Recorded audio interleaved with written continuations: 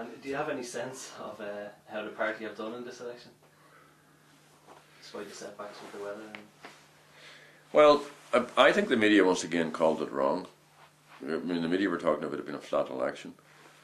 I actually think that's because the electronic media nearly shut down on politics during the election. On the doorsteps, we found a very intense interest in what was happening. It's too early, it's only the beginning of the count now.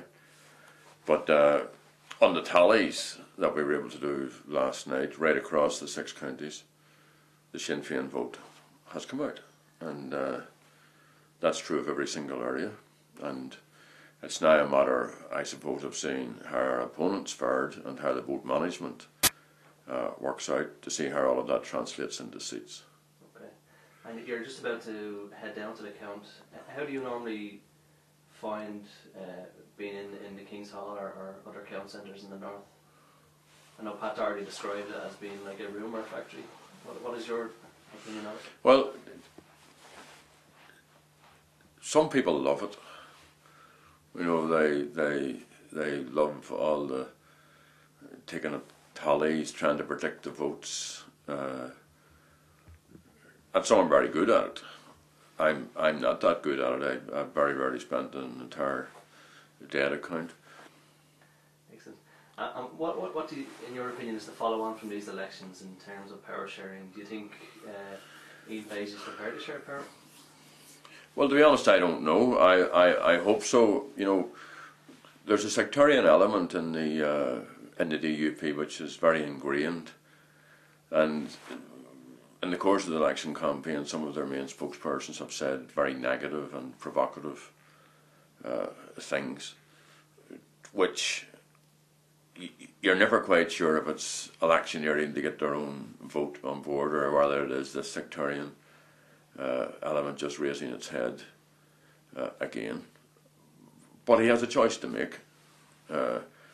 My very, very strong view is that the people spoke yesterday, and to a man and a woman, with the exception of Bob McCartney and 1 or 2 people on the fringes of republicanism, all of the parties were standing on a pro-agreement ticket. There may be differences of opinion of exactly how that agreement should manifest itself, but DUP, same as everybody else, was there receiving a mandate to be part of the upcoming arrangements. And I would like to think that Ian Paisley, who asked for the election and was given it by the British government, will now honour the outcome of the election. But we'll know by March the 26th, and either he comes on board with everybody else, and it has to be on the basis of equality, or the process continues in some other mode without him. Okay. And this year's been a very busy year for you in terms of 2 Ardèche, and now another 26 county election will follow on ahead of this. What outcome, or what effect, or what outcome, the outcome of these elections, do you think it will have any bearing on the 26 county elections? Well, we've actually been fighting both elections, the one in the south which is undeclared, and particularly, not so much myself, although I have been in and out of the different constituencies, but particularly the candidates, the outgoing TDs, Mary-Lou McDonald, MEP. They've also been, in addition to their own contest, been diving in and out of the northern election.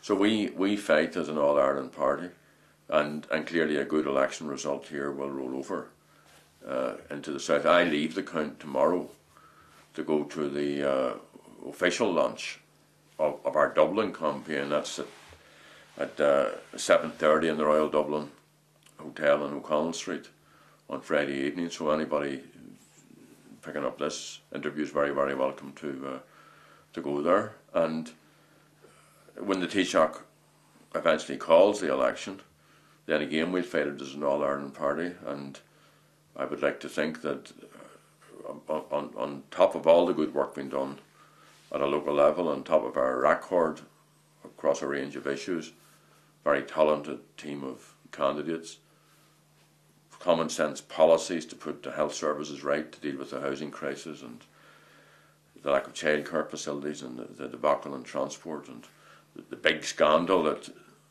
I think everyone's starting to think about that, how the wealth of the Celtic Tiger has been mismanaged in advantage of the super rich and to the disadvantage of everybody else. So I'd like to think all of that will play its part in a new team of MLAs and possibly ministers here in the north will bring a little edge to the contest. Thanks very much. Okay, Mark.